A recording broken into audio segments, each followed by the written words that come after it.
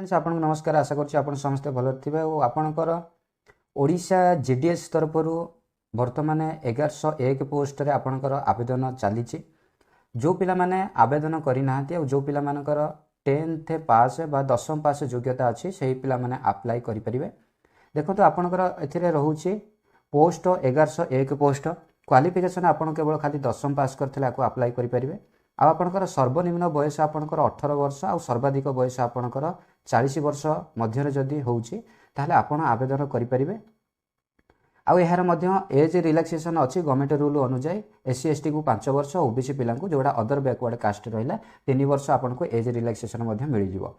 आ एथिरे आपन को एप्लिकेशन फीस पड़ी जिवो ओबीसी ईडब्ल्यूएस कैटेगरी को 100 टका पड़ी जिवो आ एससी एसटी पीडब्ल्यूडी पिला को पई कोनोसी फीस दबा को आपन को पड़िबो नै। देखो तार अप्लाई डेट बर्तमान ये आवेदन चली जो पिला माने आवेदन करना देखो आउ जदि आवेदन करना आपंकर जदि योग्यता होची अप्लाई कर दे था। देखो आपंकर अप्लाई स्टार्ट डेट रोचे आपंकर 7/2/2025 7 फेब्रुआरी 2025 आपंकर यार लास्ट डेट हूँ 3/3/2025 बा 3 मार्च 2025 पर्यंत यार लास्ट डेट रहिबो। जदि कौन से आपंकर फोटो डॉक्यूमेंट ऐड करना कि अपलोड करना तार करेक्शन विंडो खोला रहिबो 6/3/2025 6 मार्च 2025 टू 8 मार्च 2025 पर्यंत आपनकर विंडो खोला रहिबो।